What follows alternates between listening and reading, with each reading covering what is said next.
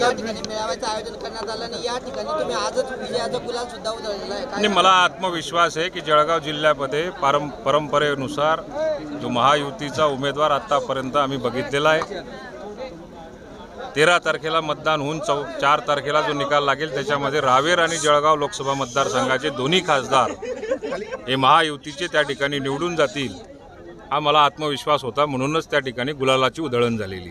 प्रादेशिक पक्ष हे काँग्रेसमध्ये विलीन होऊ शकतात, शरद पवारांनी हे वक्तव्य केलेलं आहे, काय सांगणार?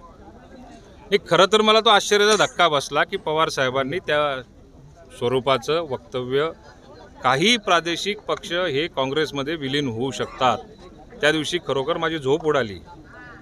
बरं झालं अजितदादांनी किंवा शिंदे साहेबांनी या स्वरूपाचे निर्णय घेतले आणि काँग्रेसमध्ये जाण्यापासून आम्हाला कुठेतरी लांब ठेवलं किंवा ते पाप आमच्या हातून घडू नये असं एक दुष्कृत्य जे होतं ते आज या ठिकाणी अजितदादांच्या माध्यमातून आमच्या भाग्यात मिळालं. शरद पवार असून म्हणतात की समविचारी पक्षांसोबत उद्धव ठाकरे काम करण्यास इच्छुक आहे, त्यांची विचारसरणी ही आमच्यासारखी असं शरद पवार म्हणतात.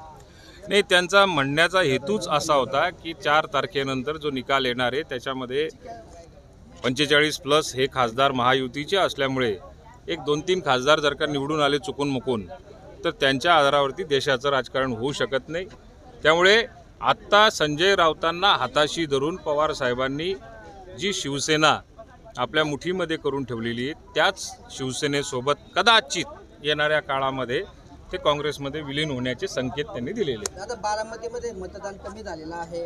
तुम्ही आज भाषणामध्ये पण बोललं की त्या ठिकाणी सुनेत्रांचा विजय होईल. दुसरीकडे मतदान कमी झालंय, मात्र तुम्ही म्हणतात मुळात बारामती मतदारसंघामध्ये, विधानसभा मतदारसंघामध्ये मतदानाची टक्केवारी ही चांगल्या पद्धतीची झालेली आहे. पण पुण्याच्या आजूबाजूला लागून असलेली जी शहरातली वस्ती जी आहे त्या ठिकाणी मतदान कमी झालेलं आहे.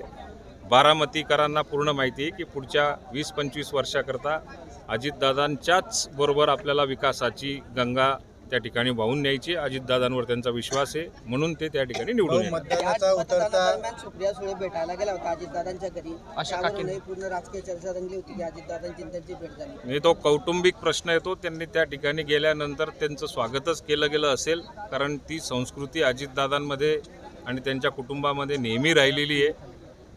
त्यांनी ते कशाकरता गेले, काय गेले याचं विश्लेषण सुप्रियाताईंनी केलेलं आहे आणि त्यांनी कुटुंबात एकमेकामध्ये संबंध चांगले असले पाहिजे आणि भेटणं गाठणं याला काही कोणाचा विरोध असणार नाही. मतदार एवढा हुशार आहे पूर्ण भारतातला, आता असं काही कोणी गेलं आणि मग त्याच्यानंतर संभ्रम मतदारांमध्ये निर्माण होईल अशी कधी परिस्थिती नसते. कौटुंबिक संबंध जपण्याच्या दृष्टिकोनातून ते उचललेलं पाऊल आहे. आजही उचललेले आणि भविष्यातही उचलतील, तर त्याला काही कोणाचा विरोध असण्याचं कारण नाही. एबीपी माझा, उघडा डोळे बघा नीट.